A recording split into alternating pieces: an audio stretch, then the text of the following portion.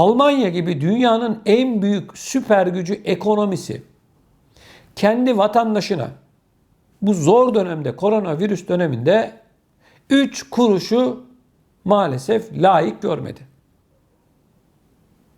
Vermedi mi? Verdi ama yetersiz. Biz şunu söyledik. Dedik ki bakın ben bu koronavirüs başlamış oldu. Mart 2020 tarihinden bu kapanmaların başlamış olduğu Mart 2020 tarihinden beri şunu söylüyorum. Diyorum ki ilk zamanlar şunu söyledim. İnsanlar eve kapanacak. İnsanlar ekonomik olarak zor bir duruma düşecek. Bunlar belliydi. Tamam. Peki bu insanlar ne yiyecek, ne içecekler?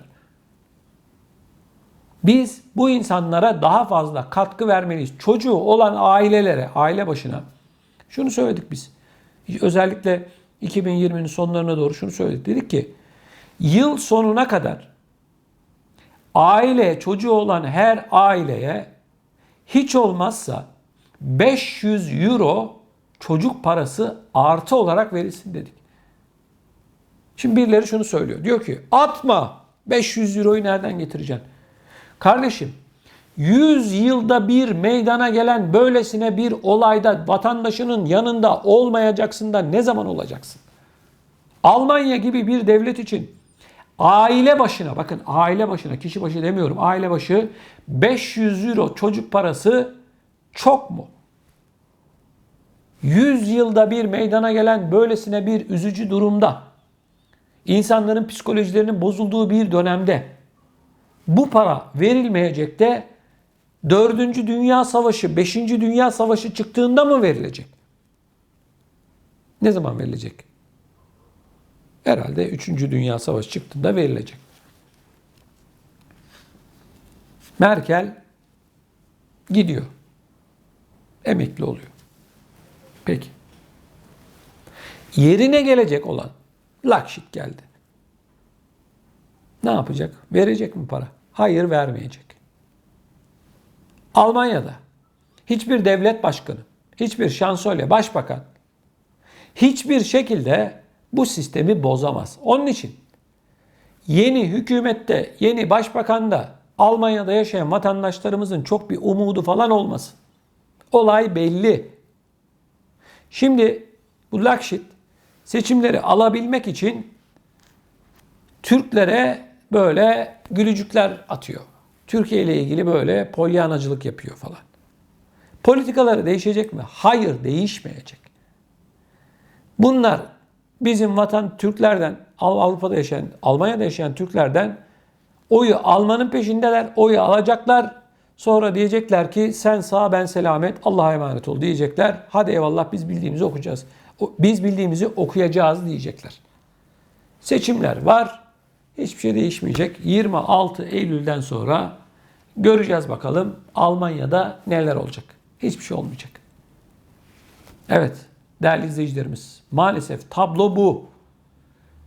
Vatandaş kimsenin umrunda falan değil. Dünyanın neresinde olursanız olun, hangi ülkede olursanız olun, koronavirüs döneminde halk büyük bir sıkıntının içerisine düştü. Parası olan daha çok para kazandı. Ama parası olmayan dar gelirli, orta gelirli insanlar hala sıkıntı içerisinde. Hala. Tüketim arttı, paralar aynı. Hani ben size desem ki ya Afrika ülkesi insanlara para versin vatandaşı. Nasıl verecek? Yok. Ben var olanı anlatıyorum. Almanya'yı anlatıyorum. İsviçre'yi anlatıyorum. Fransa'yı anlatıyorum. Belçika'yı, Avusturya'yı, İngiltere'yi anlatıyorum. Hani olmayan bir şey anlatmak da saçma. Var bunlar. Dünyanın en zenginleri. Var. Niye vermiyorsunuz? Saygıdeğer izleyicilerimiz, bu konuyu biz sabaha kadar konuşsak bitmez. Olay belli. İktidara gelen kasanın anahtarını cebine koyuyor ve bir daha da çıkarmıyor. Kendisi ya da partisi ya da başkalarıyla ilgili bir şey varsa anahtarı çıkartıyorlar. Tamam diyorlar, parayı verelim. Kısacık bir örnek. Almanya'da sel oldu. Değil mi? Geçtiğimiz aylarda. Almanya gibi bir süper güç hala vatandaşına doğru düzgün yardım yapamadı. Haftalar geçti. 7 hafta oldu neredeyse. Elektrikler tamamen o bölgelerde doğru düzgün çalışmıyor. Kanalizasyonlar patlak. 7 hafta vatandaşın Evinde hiçbir şey yok. Darmaduman olmuş. Evini kendi imkanlarıyla temizliyor. Hani kardeşim? Şimdi Merkel açıklama yaptı. Biz dedi hasar görenlerin %70'ini tazmin edeceğiz dedi. %30'u da sigortadan alabilirler dedi. Hani kardeşim ne zaman? 7 haftadır. Belli değil mi hasar görenler? Yani arkadaşlar gerçekten söyleyecek çok söz var ama hani bir laf var ya, yerim dar yani. Bu konuyla ilgili neler düşünüyorsunuz? Lütfen siz de bu videonun altına yorum olarak yazmanızı rica ediyorum. Bu arada değerli izleyicilerimiz, sizden ricamız şu. Eğer videolarımızı beğeniyorsanız mutlaka like yapın, beğenin. Rica ediyoruz sizlerden. Eğer hala abone olmadıysanız mutlak surette Emekli TV'ye abone olmanızı rica ediyorum. Bu arada güzel bir haber vereyim. Bizim için de sizler için de. Şu an yurt dışında yaşayan Türklerin en çok izlemiş olduğu haber kanalı Emekli TV arkadaşlar. Ben bize katkı sunan tüm izleyicilerime çok çok teşekkür ediyorum.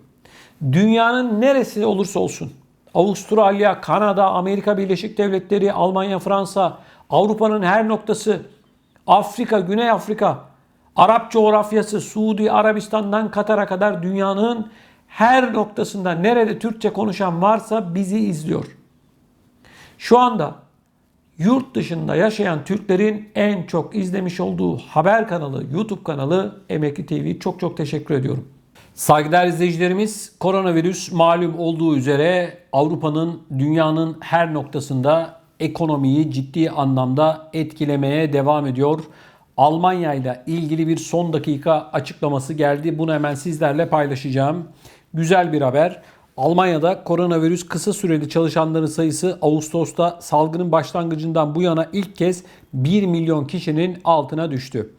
Yani değerli izleyicilerimiz, yavaş yavaş ekonominin çarkları hızlanıyor. İnsanlar normal çalışma programlarına, tam gün çalışma programlarına geçiyorlar. Merkezi Münih'te bulunan Ekonomi Araştırma Enstitüsü, Ağustos ayına ilişkin 9.000 şirketle yapılan Almanya kısa çalışma iş anketinin sonuçlarını açıkladı. Buna göre Temmuz'da 1.06 milyon olan kısa çalışma sayısı Ağustos'ta 688 bine düştü. Böylece Covid-19 salgını nedeniyle kısa süreli çalışanların sayısı Ağustos'ta salgın başlangıcından bu yana ilk kez 1 milyonun altına düşmüş oldu.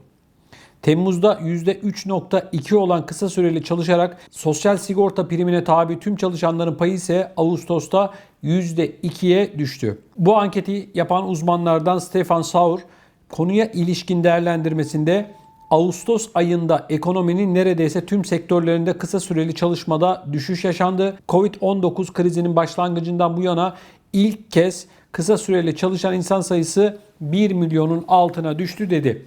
Konaklama sektöründe kısa süreli çalışma oranının Temmuz'da %17.1 olduğunu, bu oranın Ağustos'ta %10.1'e düştüğünü belirten yetkili, sektörde 107 bin kişinin kısa süreli çalışmaya devam ettiğini kaydetti. Almanya'da Covid-19'un ilk dalgasının yaşandığı Mayıs 2020'de 5.7 milyon kişi kısa süreli çalışmak zorunda kalmıştı. Değerli izleyicilerimiz, şunu söylememizde bir fayda var. Ekonomiler, hem devletlerin ekonomileri hem insanların, vatandaşların ekonomileri en az 3 yıl sonra 2019'un seviyesine gelebilecek. En az 3 yıl. İyimser rakamla söylüyorum, bu gelişmiş ülkeler için geçerli. Çünkü bu işletmelerin, bu iş yerlerinin eski performansına, eski gücüne kavuşabilmesi ciddi bir zaman gerekiyor. Bakın, Almanya otomotiv sanayi alanında dünyada 3. ülke. 1. Amerika Birleşik Devletleri, 2. Çin, 3. Almanya. Otomotiv sektörü Almanya'nın bel kemiği. Hala fabrikalarda tam kapasite çalışılamıyor. Parça eksikliği var. Son zamanlarda özellikle bazı çiplerde ciddi sıkıntılar yaşanıyor. Hatta bazı firmaların üretimlerini %10'lara, %20'lere düşürdüğü yönünde de haberler alıyoruz. Talep olmasına rağmen, insanlar araba almak istemesine rağmen.